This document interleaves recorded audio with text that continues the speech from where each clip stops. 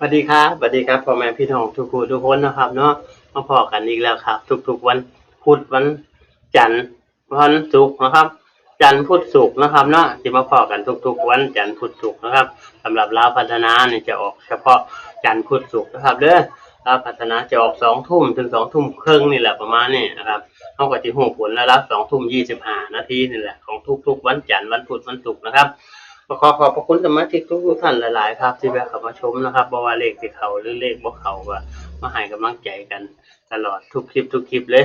ครับฝากแชร์ฝากกดติดตามกดไลค์กดแชร์นะเด้อครับเด้อครับขอบพระคุณหลายๆครับมื้อนี้ก็บ่ได้เว้าหยังหลายก็แล้วกันเนาะเบิ่งเลขก่อนเนาะจะค่อยว่ากันใหม่มีหยังจะค่อยคุยกันจดเอาเด้อครับเด้อจดเอา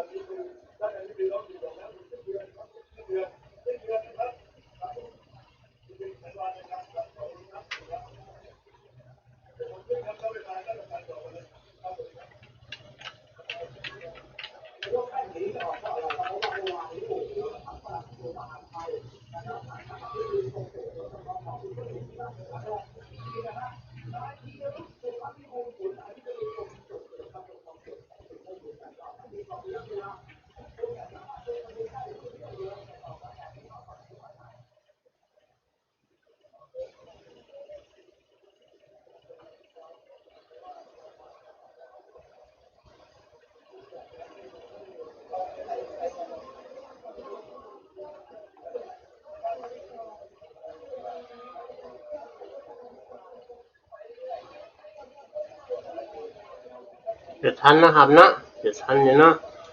ซ้ำนี่ก็แล้วกันนะครับเนาะขอขอบคุณหลายๆขอให้ทุกท่านโชคดีนะครับเด้อเฮงรวยขอให้มาบนมาลางในรอบนี้นะครับเด้อโชคดีเด้อสาธุขอให้ทุกท่านโชคดีครับครับโอเคนะครับอันนี้นะครับดีครับ